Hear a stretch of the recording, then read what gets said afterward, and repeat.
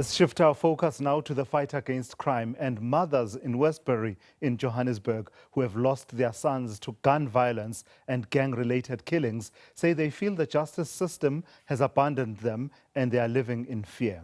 The Gauteng Legislature's Portfolio Committee on Community Safety and Gun-Free South Africa visited the community to hear their concerns and discuss possible solutions. And I'm glad for one thing. The thing that hurt me the most after the case, justice failed me. I know why. Yeah. I went to the courts, I fought them based on my own knowledge. But nevertheless, please get justice also to come. Let us try and bring these children together.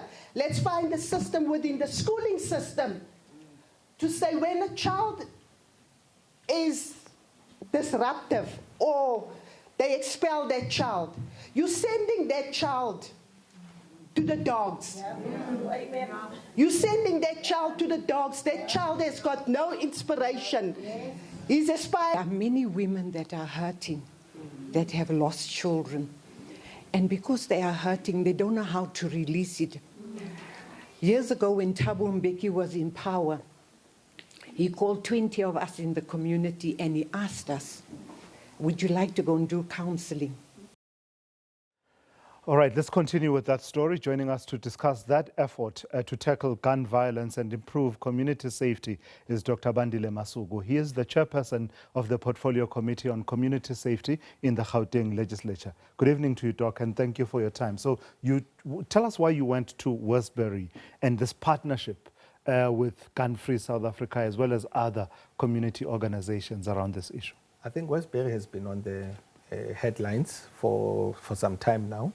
And I think one of the issues that happened over a week ago, I think it was a Friday afternoon, Saturday morning, and we thought that it was important that we engage the community. It's an important initiative that was done by a community-based organization through Gun-Free South Africa. We have an MOU with Gun-Free South Africa to make sure that we participate in advocating to remove illegal guns in our streets because they are the biggest source of crime that we see in our province and in our country.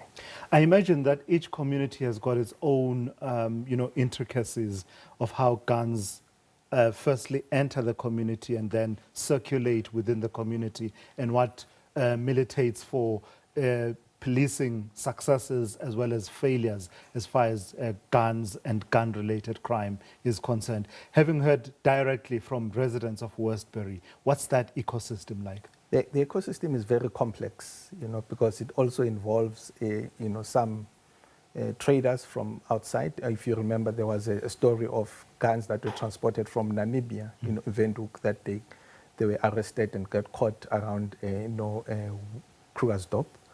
So this ecosystem is quite complex, and we just feel that it needs us to try to remove as much as possible the illegal guns.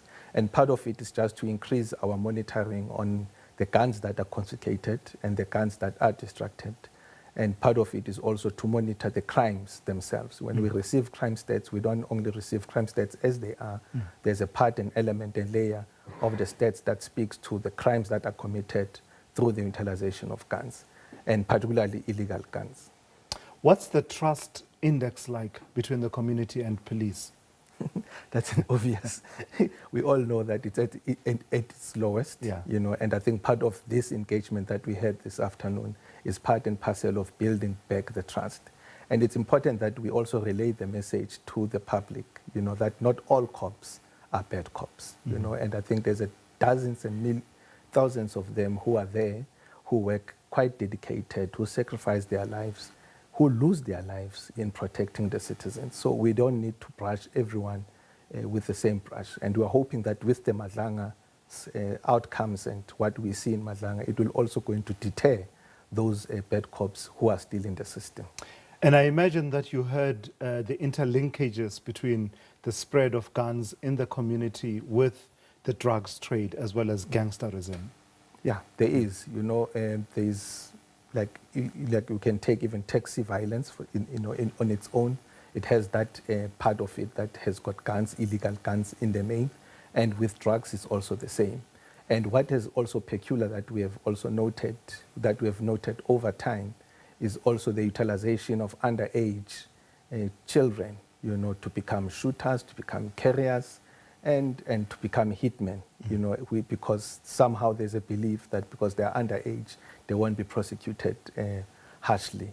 And that's one of the observations that we've made, because there's that interlinkage. But we also need to follow, as you said from your first question, the history of the introduction of illegal guns. We still have a very, it's not so long ago. People say 30 years is long ago, but the history of the liberation struggle also brought about some element of illegal guns in our society. So much of what we're talking about is something that community activists from areas like Westbury will have highlighted many a times. What's different with this engagement? I see that there's a certain call to action that you are making as a portfolio committee around deployment of policing units.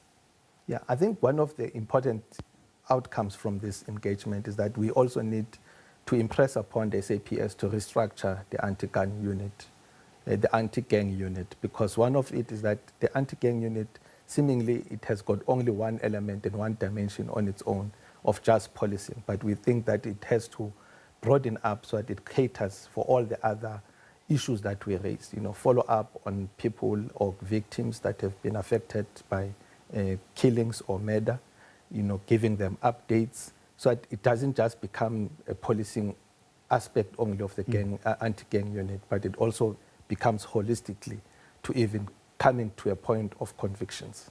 How urgent is this work that you're talking about? Because communities are clearly anxious to see a solution. A march also taking place earlier on in the community around this very matter. So what are the timelines that communities can hold you as legislators to? I think it's going to be continuous. Every quarter when we meet with the PC, we're going to be raising the same issues. They give us the reports. I think for the past 3 financial years, when they give us the crime stats, they also give us progress and the work that is done by the anti-gang unit. And one of them is that we have to say also that it's not going to happen overnight. It's something that is a process, and we need to start small. Small initiatives like this will bring the community closer to the police. Trust might slowly come up and build up. We need a very strong community mobilization. And that's the reason why we're entering into the space of getting into this conversation with communities. We are going to do the same in all the other areas, Tukomsres, Reha Park, El Dorado, but with the aim of saying that let's build up a broader society that is going to police itself and become part of the system. I'm wondering if Westbury is one of those, I imagine they are, one of the communities where the SANDF has been deployed. I would imagine they are, but I could be wrong. Or some of the other communities that you mentioned.